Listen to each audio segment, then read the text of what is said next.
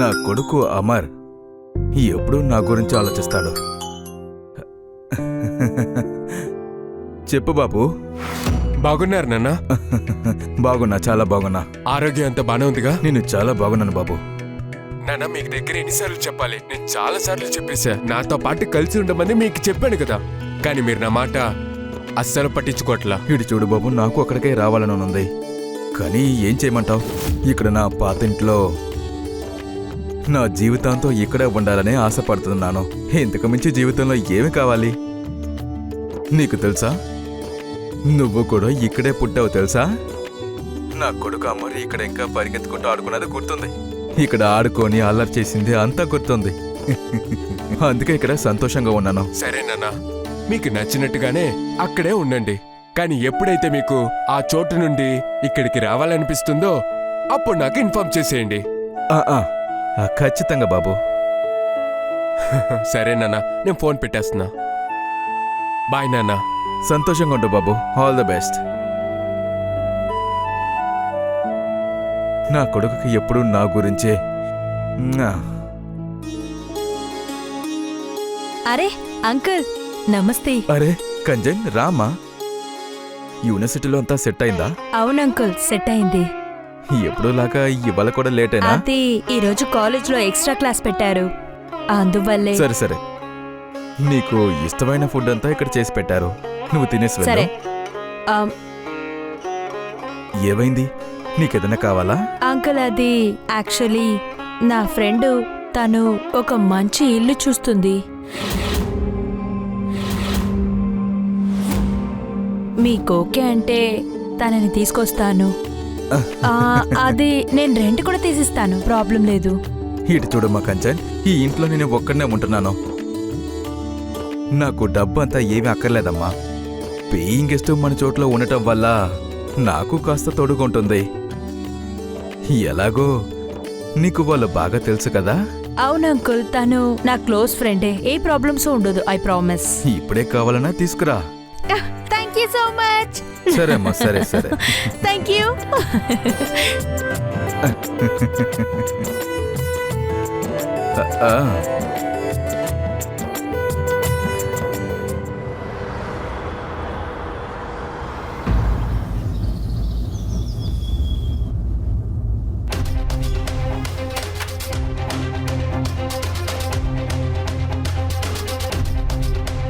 Hello. Hello,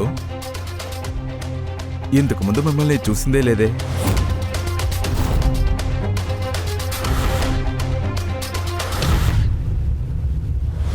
అరే uncle, తిను Rita, నేను చెప్పాను కదా నా ఫ్రెండ్. ఓ అవునవును, గుర్తుంది గుర్తుంది. అవును. రీటా, రామా లోపలికి రా.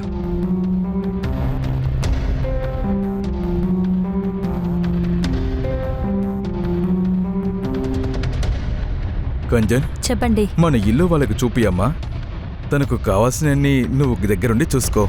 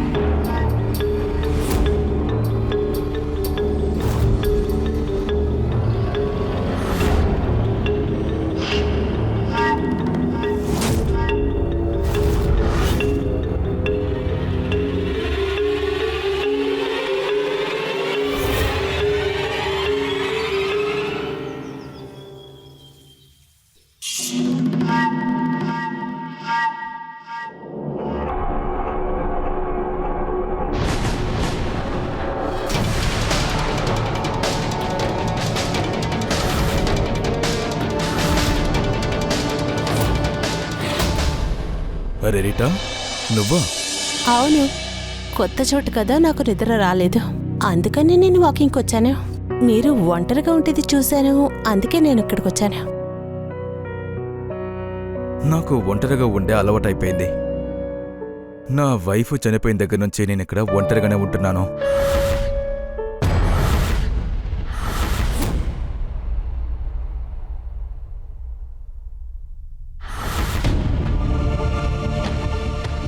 పర్వాలేదు, మీకు నేను హెల్ప్ చేస్తాను.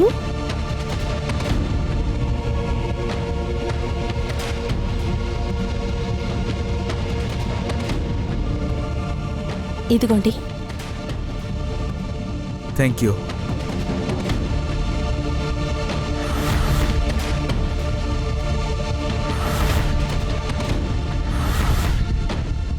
ఏమైంది రీటా?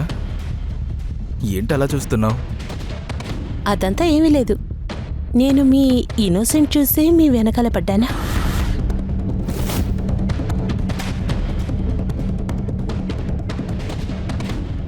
చాలా డిఫరెన్స్గా ఉంది.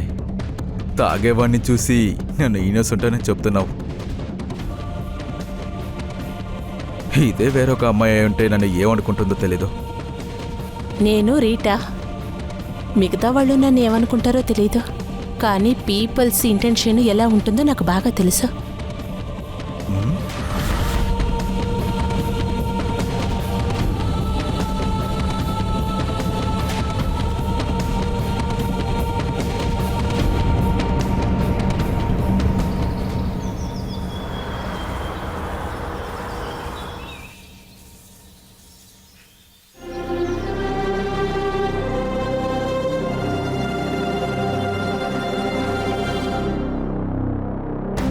Hello Rita.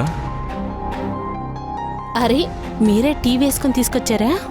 ఇవాళ నేను లీవ్ వేశాను, అందుకే నేను వేసుకొని తీసుకొచ్చాను. ఇదిగో తీసుకో.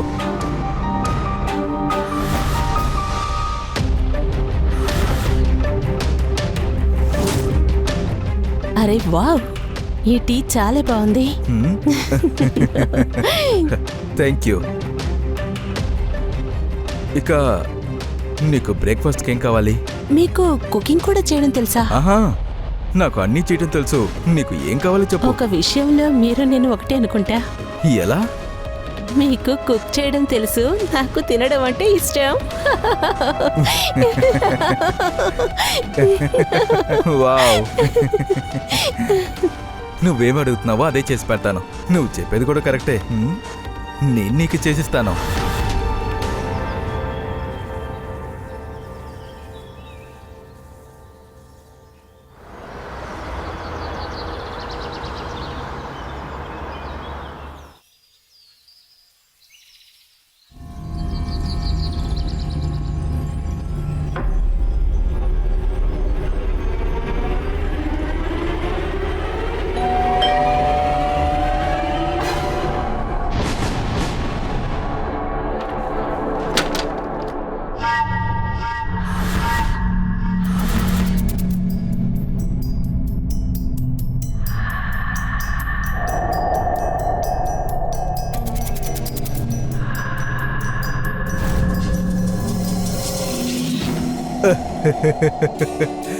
బాబు అమర్.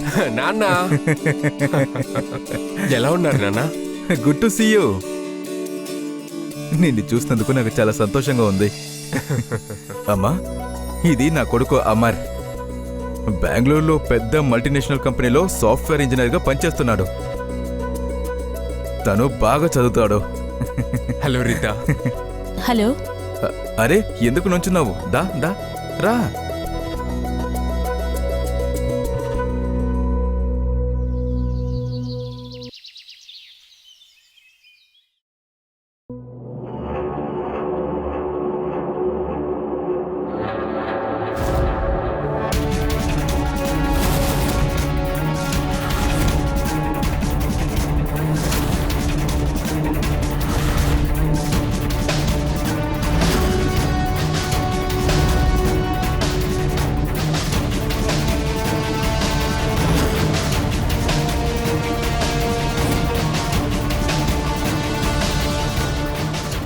ఏం చేస్తున్నారు మీరు? నేనెందుకు ఆ విధంగా మీ దగ్గర నడుచుకుంటా? నేను మిమ్మల్ని ప్రాంక్ చేద్దామని అనుకున్నా. ఇలాగే ఒక అమ్మాయితో ఫ్రాంక్ చేస్తారా? మళ్ళీ నువ్వు నా దగ్గర ఫ్రాంక్ చేసినట్టు నడుచుకున్నావనుకో, నేను నిన్ను ఊరికి వదిలిపెట్టాను.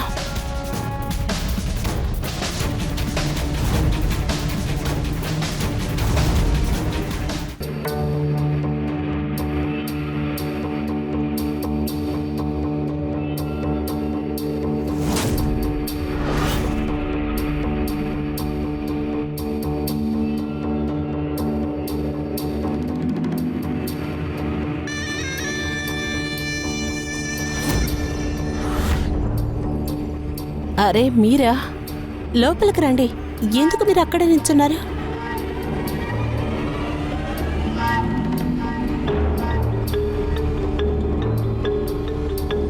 కూర్చోండి.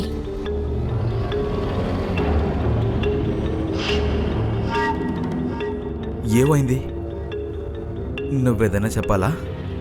లేదు, నేను ఈ ఇల్లు వదిలి వెళ్ళలేకపోతున్నాను. నిన్నిప్పుడు ఎవరు ఇల్లు వదిలి వెళ్ళమని చెప్పారు? అయ్యో, నీకు అర్థం కాలేదా? నేను మిమ్మల్ని పెళ్లి చేసుకోవాలనుకుంటున్నాను.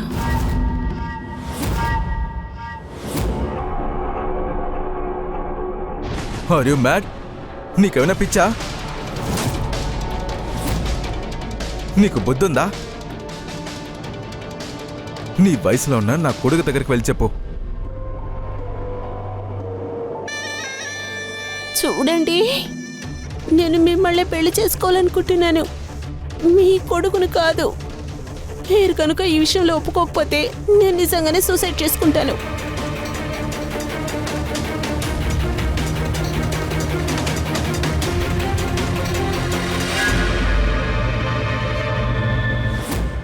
రీతా అనే ఒక అమ్మాయి ఒక స్టబర్న్ గర్ల్.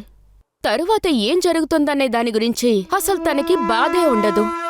ఇప్పుడుండే యంగ్ గర్ల్స్ అందరూ వయసు, జాతి, రిలీజన్ ఇలాంటి విషయాల గురించి వాళ్ళు అస్సలు ఆలోచించరు. ఏం అవసరమో వాటి గురించి ఆలోచిస్తారు. ఇందులో రీతా వయసే నరేష్ వల్ల కొడుకు వయసు కూడా. కానీ తన అమర్ ప్రేమని రిజెక్ట్ చేసేసింది. ఇక్కడ నరేష్ ప్రేమని యాక్సెప్ట్ చేసింది, దేని గురించి ఆలోచించకుండా. దీనివల్ల సంతోషంగా ఉన్న నరేష్ జీవితం కూడా ప్రశ్నార్థకమైపోయింది. మనందరం ఎక్కడికి వెళ్తున్నాం? ప్రేమలో పడే వాళ్ళందరూ సమస్యల గురించి ఆలోచించడమే లేదు.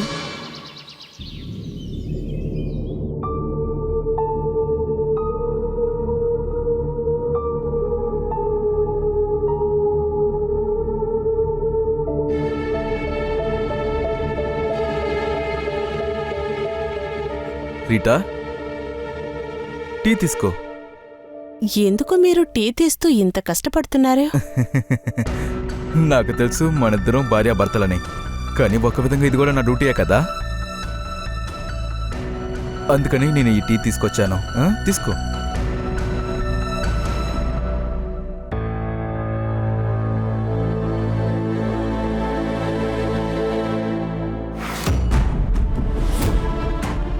ఏమైంది? నీకు టీ నచ్చలేదా? వద్దు, టీ చాలా బాగుంది. కానీ నేను ఇంకా అమర్ గురించి ఆలోచిస్తున్నా. ఎక్కడ నన్ను వాడు విడదీస్తాడేమోనని భయంగా ఉంది. ఇటు చూడు రీటా, నువ్వు దీని గురించి ఏమీ ఆలోచించుకో. అమర్ కోసం నేను అన్నీ చేశాను. తన్ని బాగా పెంచి అడిగిందంతా చేసి పెట్టాను. ఇప్పుడు తను మన సంతోషం కోసం తను సపోర్ట్ చేస్తున్నాడు.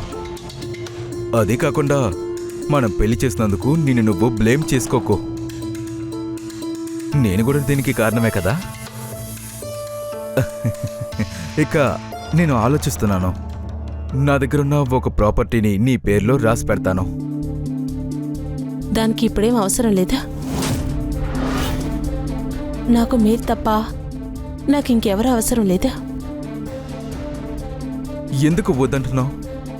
నేను నీ దగ్గర చెప్పాను కదా, ఒకవేళ నేను చనిపోతే నువ్వు ఏం చేస్తావు? ప్లీజ్ నాతో ఇలా మాట్లాడకండి.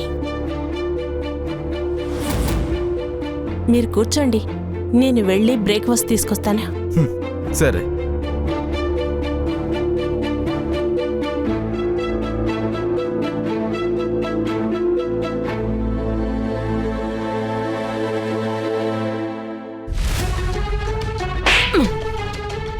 ఆ ముసలోడా అని నీకు ఇస్తానని చెప్తున్నాడు కదా, ఎందుకు అవన్నీ వద్దంటున్నావు? అతను నా హస్బెండ్. నువ్వు అనుకున్నట్టు నేను అతన్ని మోసం చేయలేను. హస్బెండా? Husband, wow.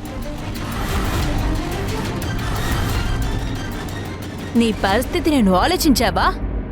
అసలు నిన్నెందుకు ఇక్కడ తీసుకొచ్చానో నువ్వు మర్చిపోయావా? ఇప్పుడే హస్బెండ్? వావ్. ఈ పూర్తి రిలేషన్షిప్ గురించి నీకు బాగా తెలుసు కదా. అదే ఈ హస్బెండ్ వైఫ్ రిలేషన్షిప్. ఇదంతా ఒక నాటకం. ఈవెన్ మన ఫ్రెండ్షిప్ కూడా ఒక అబద్ధంతో రుజువైంది. కానీ ఇప్పుడు ఆయన నా హస్బెండ్. ముందు ఇక్కడి నుంచి బయటకు వెళ్ళావు.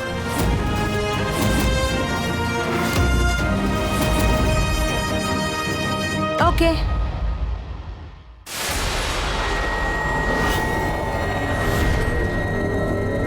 నిన్ను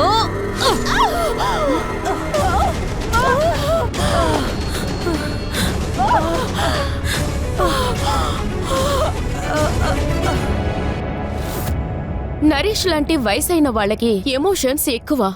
ఇలాంటి విషయాలకి ఒప్పుకోవడం వల్లే వాళ్ళ జీవితంలో ఇన్ని సమస్యలొస్తున్నాయి. ఇలాంటి డెసిషన్ పెద్ద ఫ్యామిలీ అయితే ఓకే. నరేష్ రీతాని పెళ్లి చేసుకోవాలనుకున్నది కంచన్ ఇంకా రీతా కలిసి వేసిన ప్లాని. మన సొసైటీలో ఎంతో మంది డబ్బులు, ఆస్తి ఇంకా ఏమున్నా సరే ఒంటరిగా బ్రతికే పెద్దవాళ్లున్నారు. అందుకని చాలా మంది వాళ్ళని మోసం చేస్తున్నారు. రీతా, కంచన్ అతిగా ఆశపడ్డం వల్లే చనిపోయారు. దీనివల్లే తెలియని వాళ్ళకి మనం కొంచెం కూడా చోటివ్వకూడదు. వాళ్ళతో ఎటువంటి సంబంధం పెట్టుకోకూడదు. దీనివల్ల మీకు మాత్రమే సమస్య రావడం కాదు, మీ కుటుంబంలో వాళ్ళకు కూడా సమస్య ఏర్పడుతుంది. నేను మీ రాణి ఇప్పటికి సెలవు తీసుకుంటున్నా. మళ్ళీ ఇలాంటి కొత్త కథలతో మిమ్మల్ని నేను కలుస్తాను. క్రైమ్ చక్ర.